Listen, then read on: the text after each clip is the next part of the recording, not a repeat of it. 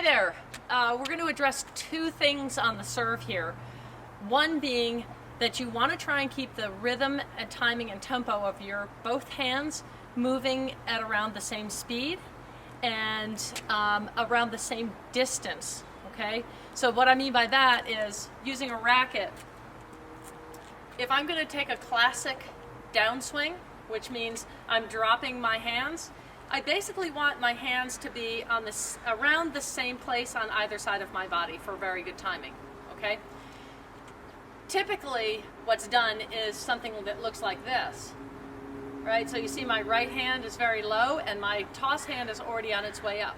So that means my ball is in the air and my racket still has to get all the way down my back and through and up to the ball, and so that timing may be very, very difficult. So we want to try and build that balance up a little bit better. If you do this technique where your toss hand goes higher faster than your hit hand, this way, you're going to find it's really kind of awkward to keep it moving, right? So you see my right hand is lagging way behind where my left hand is, okay? So what I want to try and do is get that right hand more even with the timing of the left hand. So you see they're somewhere around the same place on either side of my body on my upswing. My right hand may be slightly behind.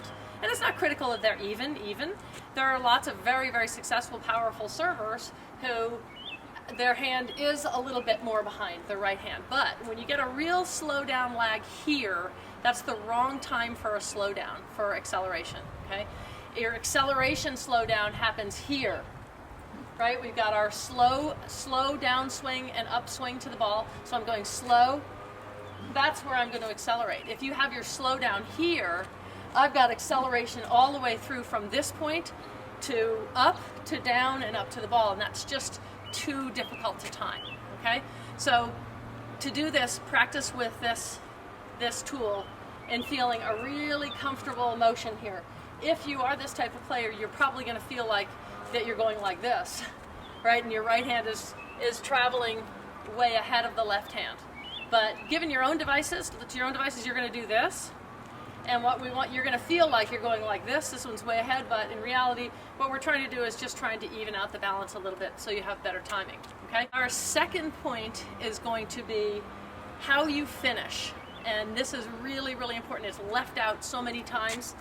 You see the pros finish all kinds of different ways, but what you're going to find is every successful serve has a very fast, sharp finish to the serve.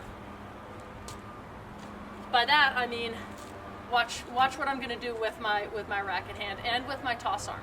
Okay, so I'm going through my motion, and I'm stopping here. My hand is not going to go any further than this, and you notice that my toss arm is already here waiting for my racket. I'm not going to do this and swing my hand into the racket.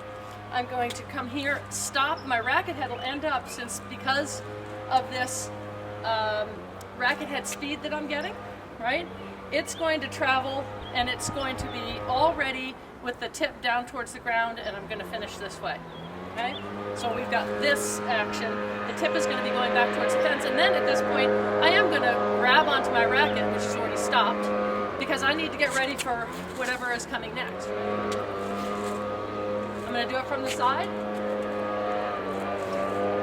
Right? So left hand gets way, way, way back here, and you notice my swing arm is coming through here, and it's kind of curling up, back up here again. So there's no stop. That's this again.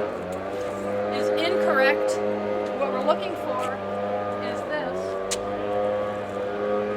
That was in slow motion. So my racket head is very free. It's doing what it wants to do. I'm pronating, and my hand is stopping here, and it's stopping because it's getting help from my left side. If my left side keeps traveling, my right side will keep traveling, okay? If this stops, I have a way of stopping. I call it the stopping hand, and I can move on to my next thing. The other huge issue is that it's going to help you be on balance after you've hit your ball. So otherwise, you're going to find something like this.